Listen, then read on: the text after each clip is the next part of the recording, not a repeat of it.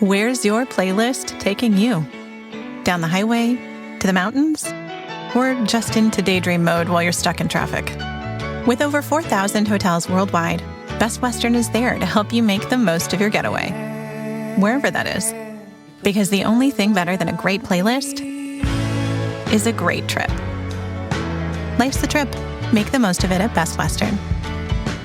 Book direct and save at bestwestern.com. This episode is brought to you by Peloton. Break through the busiest time of year with the brand new Peloton Cross Training Tread Plus. Powered by Peloton IQ. With real-time guidance and endless ways to move, you can personalize your workouts and train with confidence, helping you reach your goals in less time. Let yourself run, lift, sculpt, push, and go. Explore the new Peloton Cross Training Tread Plus at onepeloton.com. 5 a.m., I'm up with a crisp Celsius energy drink. Running 12 miles today. Grab a green juice, quick change, and head to work. Meetings, workshops. One more Celsius, no slowing down. Working late, but obviously still meeting the girls for a little dancing. Celsius. Live, fit, go. Grab a cold, refreshing Celsius at your local retailer or locate now at Celsius.com.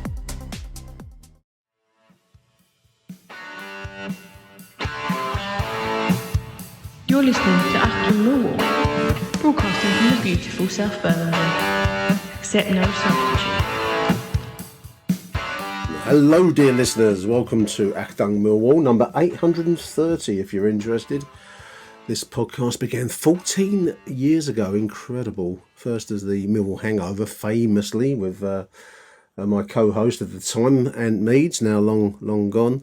But since 2014, it's been Achtung Millwall, fronted and hosted by yours truly, following the Millwall scene generally. Now, there's never been a better time in my, certainly since 1988, in my opinion, to be a Millwall fan, dear listeners. And even 1988 only came good in the latter part of that wonderful season. This season, by contrast, 25-26, in my opinion, has every ingredient potentially to become one of the best ever for following the Lions, and that's a big statement to make, isn't it? But I do truly believe that at the age of 66, I can't think of a better prospect for us. The riches of the Premier League and all that comes with that lie just 14 games away. As I look at the league table, recording these words to you listeners, 14 games to go. We're on 56 points, sitting in third place. Yes, okay, 5 points behind Middlesbrough, 6 points now behind Coventry, who beat Middlesbrough the other night on Sky TV. But this is still, if we can keep, maintain our form, we're going to come into playing Portsmouth on Saturday and then Birmingham midweek before a trip to Preston, 8th place Preston. We've got a huge 9-point maximum to aim at there over the next week or so. And if we can do that, then we can keep the heat on the top two. Now, we're going to be looking a little later in this show at a fixture from the past, as I try to do ahead of at least our Saturday fixtures, if I can find the time and scrape the research together. We're going to be playing Portsmouth this coming Saturday, as we've said. I'm going to be looking back to 1972, to a very special fixture from my point of view. Millwall 1, Portsmouth 0, played on the 31st of March 1972, but I will come back to that and I'll explain the reasons why it's a special one. You might already know it if you've listened to other shows and interviews that I've done over time. But I wanted to begin, before we go into looking backwards, to carry on a little bit with now, where this is a bit like Stiff Records used to say. They used to describe themselves as pure pop for now people. This is pure pop for now people at Millwall on this show, listeners. And I've got a little bit of correspondence and a few comments from Spotify and from YouTube just to run through with you. I thought it was really nice when we get emails and comments made on the platforms. And this one here is from a regular correspondent, Mike Bissica. Big thank you to Mike. Always constructive with your comments, mate. I do appreciate them.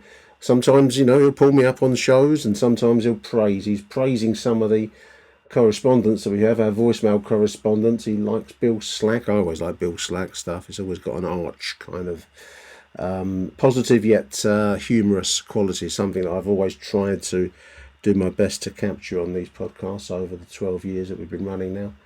Bill Slacky likes, he also enjoys Bobby T. Good luck with Bobby T out there. As Bill Mike's put here, Bobby T's Millwall's gift to podcasting. I'm often listening to him when friends are around. An interesting reaction I can tell he loves the passion. 100%, Mike, I agree with you there, mate. Bobby is a lovely bloke to me, and I really appreciate his contributions on these shows. A big shout out to you, Bob, and also Bill Slag, but everyone really. I mean, we get a wide variety of views, opinions and voices on these shows now, and I really like the fact we've managed to develop that over the years. It's great to hear from people. I don't always agree with everyone, and they don't always agree with me. That's why you listen to every show. There's a lot of choice around now in the Millwall scene, and I like to think that we do something slightly different here. That's my aim. That's what I will carry on doing. I eschew the whole video, shooting footage of myself speaking into a microphone, sticking it on YouTube. I eschew that, listeners. This will remain a sound podcast for as long as my days allow. The reason for that's quite simple. I find using sound editing much easier, and you can produce more quality content. To bring into any show a visual element, I think is, I don't know, it doesn't add much to the football aspect of the show, in my opinion. Good luck to everyone that chooses different paths, and I won't knock anyone for doing that, but it's not for me. So this will remain for the rest of its time as a sound-based podcast. They do carry onto YouTube, but it is only as a freeze frame of the logo of the show. So a lot of people listen to it via YouTube, which surprises me. But I believe you can dodge around work firewalls that way, I believe. Hopefully I'm not blowing anyone's cover there. But Mike is talking here about the season, the prospects of promotion for us in 14 games away, potentially. Mike's very much in the fuck it, let's go for the top 2 places camp and not just settle for the playoffs. As Mike puts it, we may never have a better chance. Mike is older than me. He's 80 years old. Good luck to you, Mike. And I think that the club is in the best position it's ever been, even in the heady days of Division 1. There was a feeling that behind the scenes chaos still reigned. I agree with you, Mike. And that we got up because of the skills of Teddy, Herlock and the rest of the players, Cass, all the rest. This season has a very different feeling about it, says Mike Bissiker. Organisation, people knowing what they're doing, and in particular, especially I would say, a manager in Alex Neil, who, as Mike puts it here, is the best tactical manager he's ever seen at Millwall. Now that's big praise from somebody that outstrips even my range of experience. I do think that Alex Neil has an ability, as we saw last week at Hillsborough, Sheffield. Bad performance. This, it wasn't a par performance by our standards, but by making the right substitutions at the right time, bringing players in that could cause trouble in the opposition box, we won 3 points where perhaps previously, historically, they would have been, that would have been a defeat. So I make you right there, Mike. I do think that Alex Neil is a huge factor in all this. But an interesting point that Mike makes here, and I wanted to mention this in this little preamble. Mike mentions a new fitness coach, Mr. Northeast. I can't remember his first name, so forgive me, Mr. Northeast. And as Mike puts it, without tempting fate, the number of injuries, particularly in training, seems to have dried up. And that cannot have been a coincidence. We all know that with a full squad, we are a match for anybody. So credit where credit is due, and maybe we ought to praise him more. And also bring back Harry. And I'm working on that. I'm hoping we'll have Harry back at the weekend, Mike. But Mr. Northeast, the fitness, injuries blighted our season. We probably would have been in a much stronger position, but for the injuries, dear listeners. And the fact that we, touch wood, I haven't got a rabbit's foot. I need some lucky heather from somewhere. We do seem to be doing better on that front, don't we? Let's hope it maintains, because we've got some big games looming, especially across March. Not that we could really take any game easily. I mean, we've got Portsmouth, who won at Charlton, I saw the other night, 3-1 win at the Valley. So I don't think they're going to be, a bit like Sheffield Wednesday last week, easy to get on your high horse slightly and start to think you're better than you are. Portsmouth sit at the moment just above the relegation spots. They are 31 played, 36 points, 4 points ahead of Leicester, who I see have appointed Gary Rowett today as their go-to man to get them out of trouble. Ex-Premier League champions 10 years ago, and they've Leicester City, but they are looking at League One at the moment. Pompey will also be looking at, in the same direction. So I don't think it'll be an easy game Saturday. and I think we've got to go into it with the right kind of attitude. And I don't think there should be any sacred cows. I was quite interested to see the tactical changes last week where, Barry Bannon's been brought in. The jury is still out really on where he fits into our side for me, dear listeners. He's a good player, he's a professional, all of that, but I'm just not sure that he's fitting correctly into our side as matters stand. And Alex Neil made the changes, bringing in match winner Macaulay Langstaff as well as Tommy Watson. Let's see what we get Saturday. But I don't think there should be sacred cows on our side, that's for sure. Some comments from Spotify for you, dear listeners. Ian Tobin says, this is after the Sheffield Wednesday, the phone-in, the Monday with Merv show. I don't think promotion would change us. I think I went on to a little bit of a rant about the impact that the Premier League might make on us. I think it will have an impact. I don't think you can avoid an impact. Money makes an impact. There'll be increased funds, which is a good thing for our long-term survival, but I don't think you can avoid the fact it will change matters. But Ian says he doesn't think promotion would change us. We have a unique identity. We do, Ian. Very, very much so in the modern game. And the more threatened we are, the more determined we become. We are a well-run club, and he can only see that continuing if we went up. I do agree, we are well run, and I want to just name check, because it's easy to slag and to make, cartoon figures of people behind the scenes, but I want to give a shout out to the likes of Mark Fairbrother, the chief exec, Max McClellan, and of course Jimmy Berylson at the top of the tree, who underpins all of it. Plus the support staff. I mean, Mike has mentioned the fitness coach. There'll be the recruitment, Steve Gallen. Things are going the right way because a lot of good decisions have been taken, and at the moment, things can change, but you do get a sense there's a framework in place of people aiming in the right direction, and hopefully we'll see the rewards on the pitch. Nothing's ever guaranteed, but we're giving ourselves every opportunity. If we get into the Premier League, says Ian Tobin, by some miracle we were to start for a few seasons, then that's when you could see a change.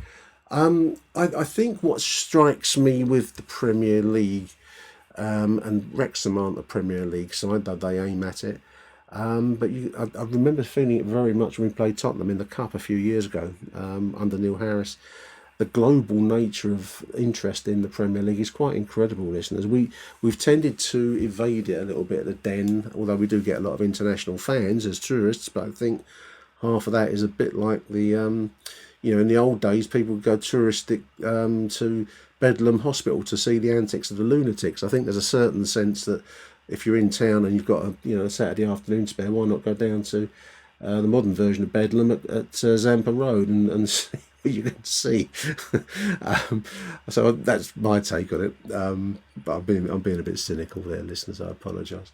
But yeah, if you do get into the Premier League, you suddenly find yourself dealing with comments from people around. Well, when we had played Wrexham the other day, someone messaged me on X from America slagging us off. He's never been near the places. He don't know nothing, Millwall from Charlton or Wimbledon. But you find yourself dealing with people from far-flung parts of the world that don't know much about Millwall or the roots in which we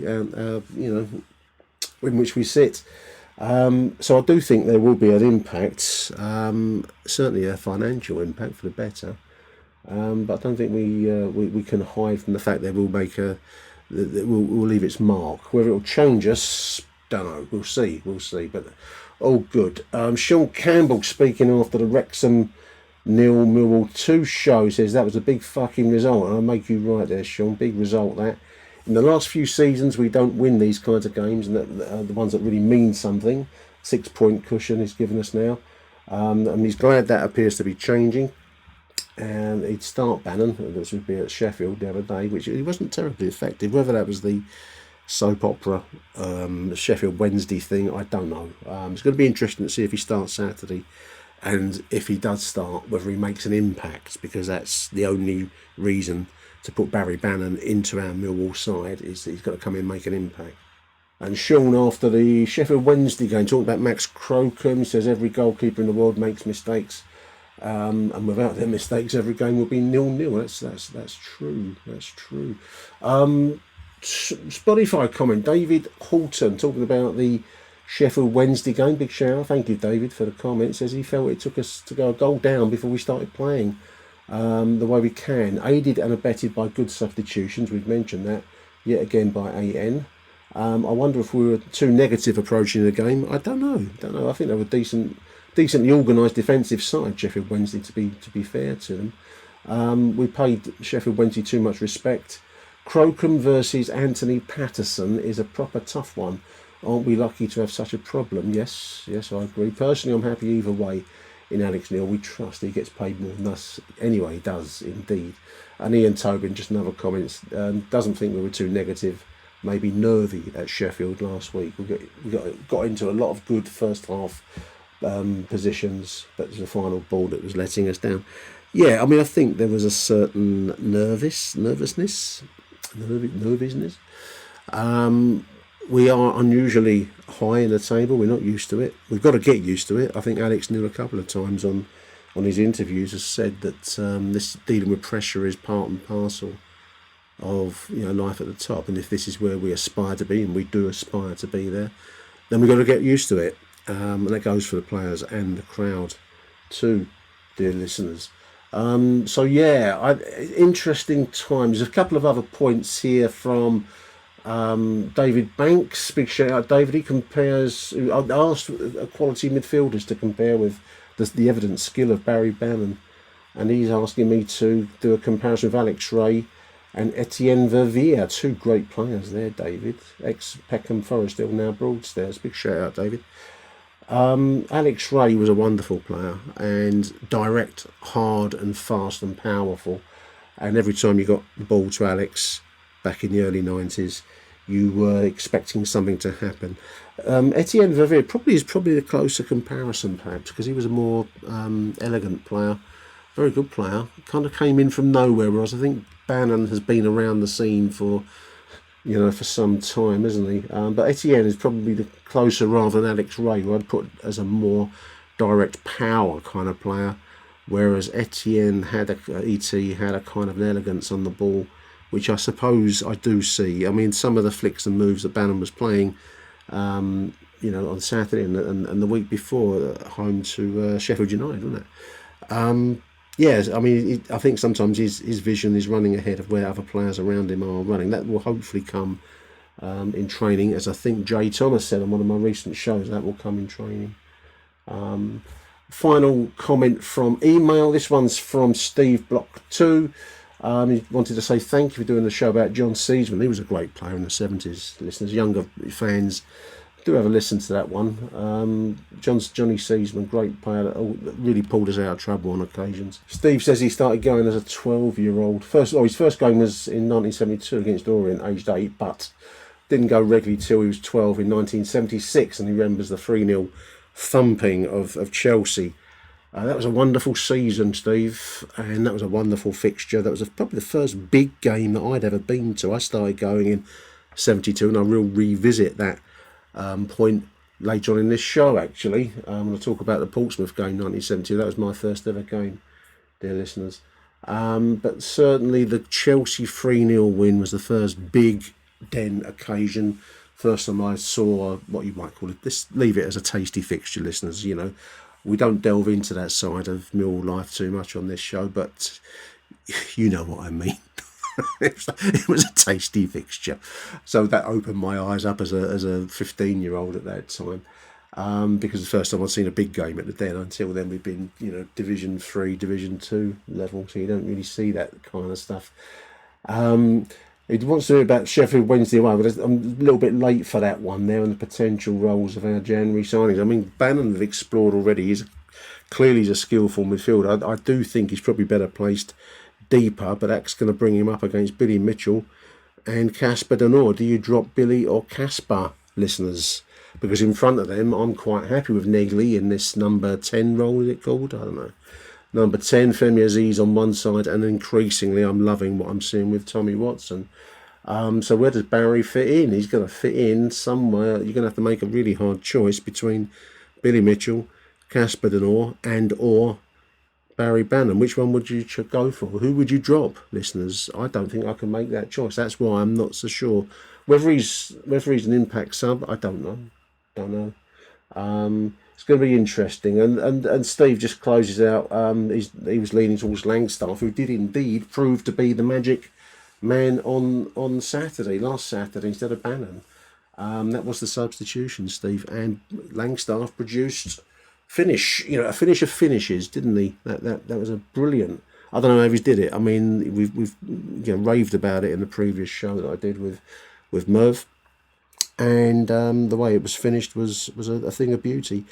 And as I said, if players, like you read about in their day, the Bergkamps and the Pirlos and all the rest of them, if they get goals like that, they are rightly lauded as world beaters. I'm not saying that's Macaulay, but that was some goal that he scored there and was in that kind of conversation.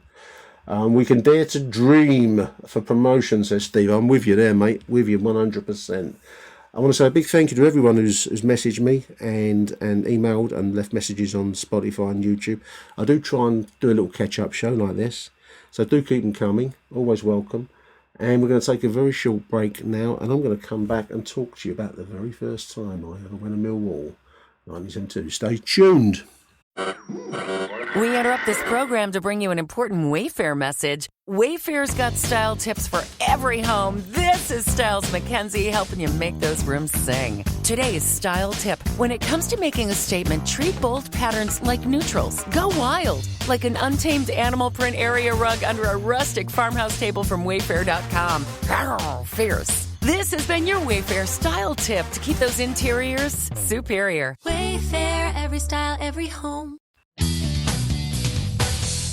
Achtung, Millwall. Welcome back, dear listeners. 1972, March, Good Friday, March the 31st. I'm going to take you back a long, long time. I was 11 years old.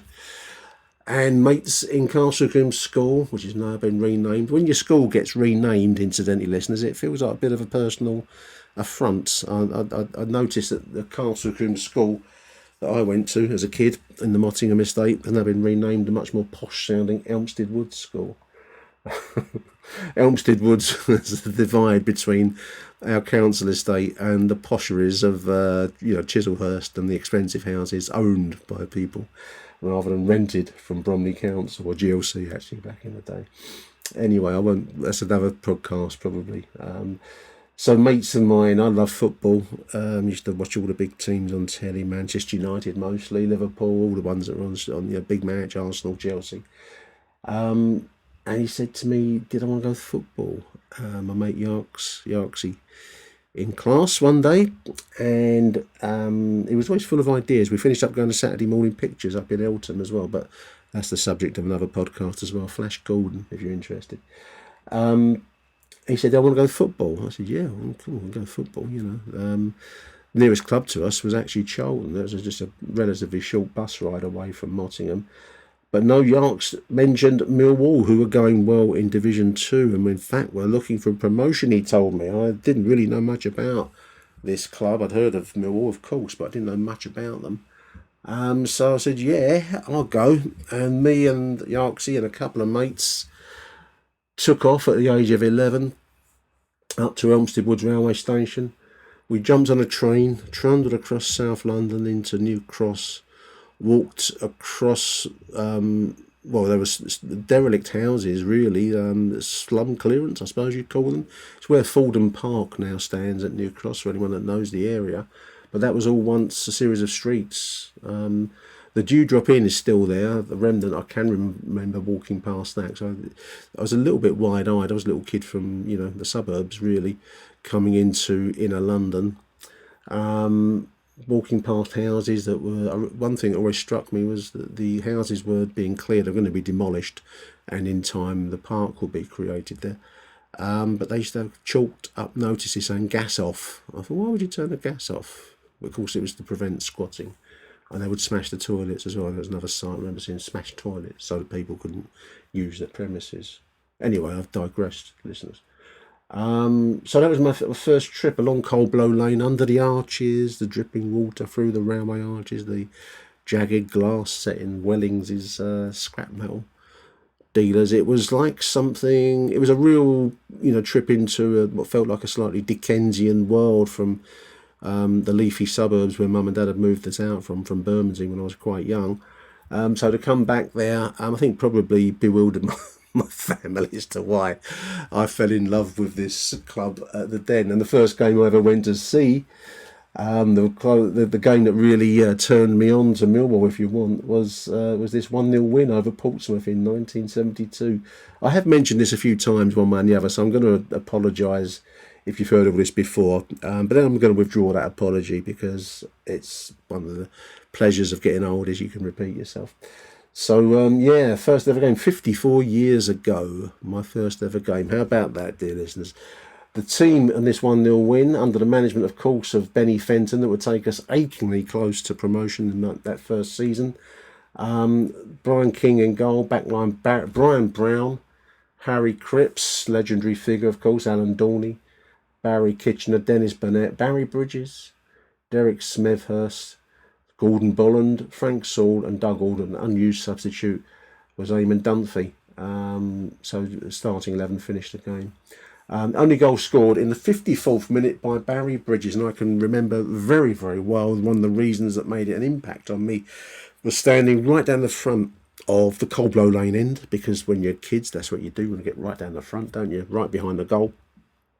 And I can well remember the ball coming in, and as I've since read, all I can remember is the swish of the net as the ball hit the back of the net from Barry Bridges, but I do have a description of the aforesaid goal, but I can remember very well that as it hit the net and what felt like an explosion of noise all around me.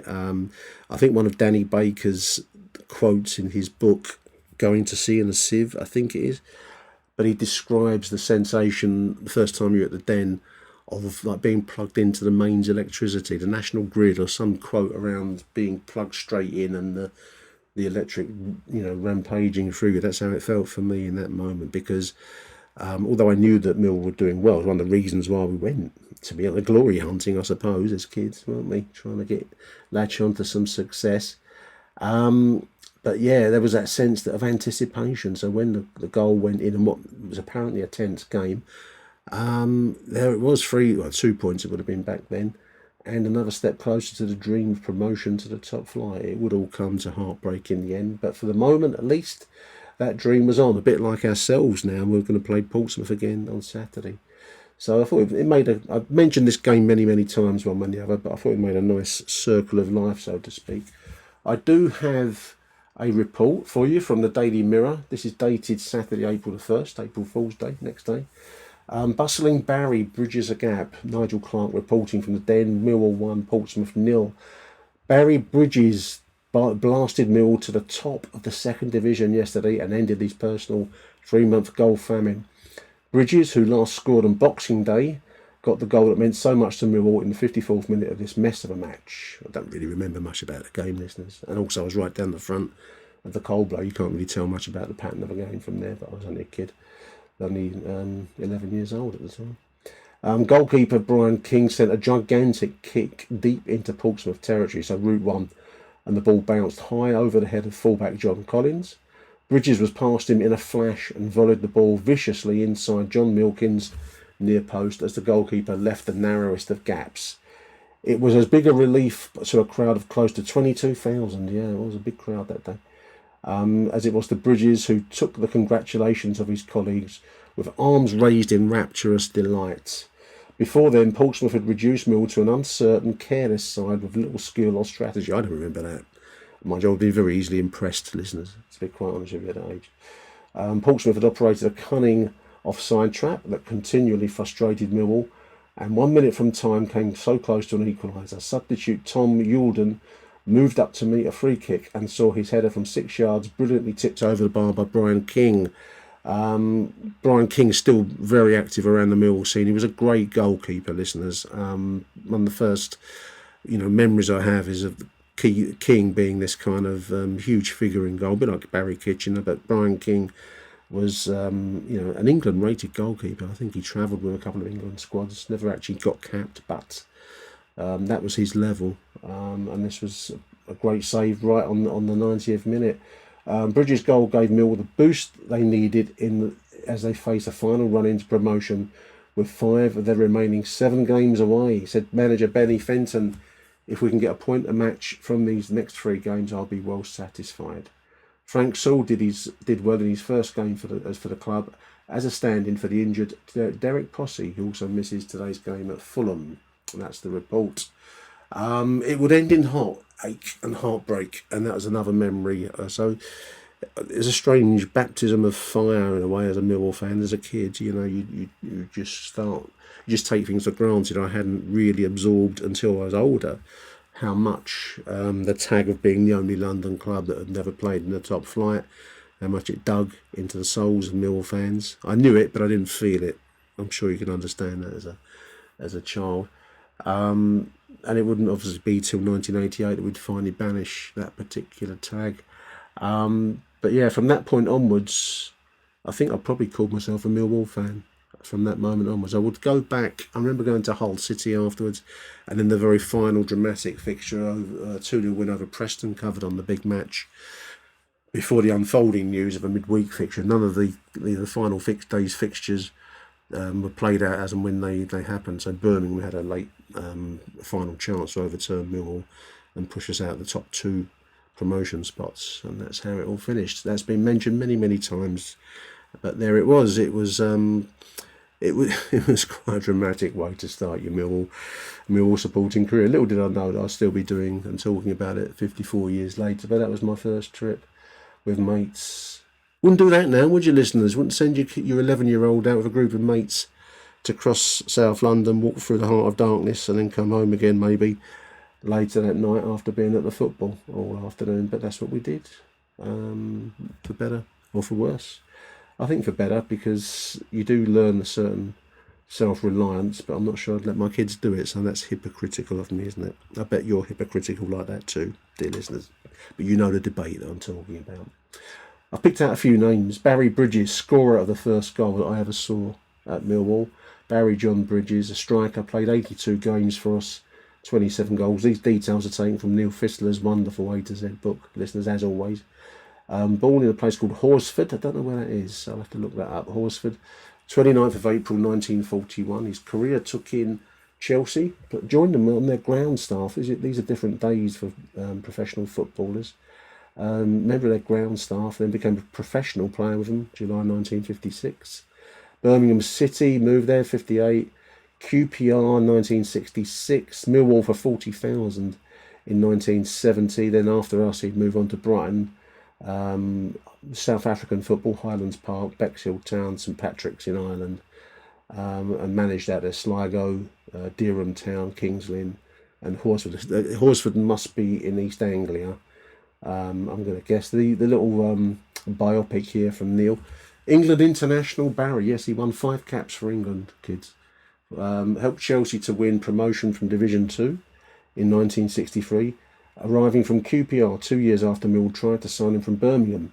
He formed a deadly partnership with Derek Possey and plundered 56 goals between them over 2 seasons until a contract dispute saw him finish his league career under former Lion Pat Sayward at Brighton Hove Albion for a record fee.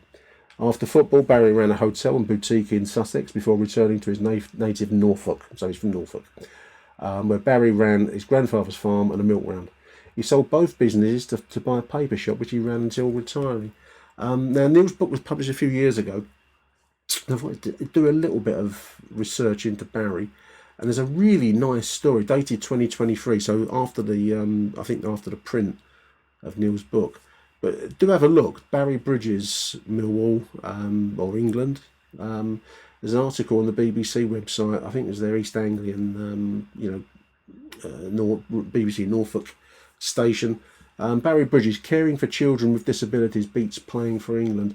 What he's done since football is he's set up a kind of a foster caring respite business in Norfolk to help kids with disabilities and to give parents who are dealing with various conditions, various big, serious situations, a bit of respite and a bit of downtime so they can, grab a weekend, Friday night together, that kind of stuff. A couple of paragraphs I've picked out. Look East is the name of the station, BBC Look East. Former footballer Barry Bridges scored for England and played as a forward for teams including Chelsea, Birmingham, and QPR. I don't mention Millwall, but Millwall as well, mate.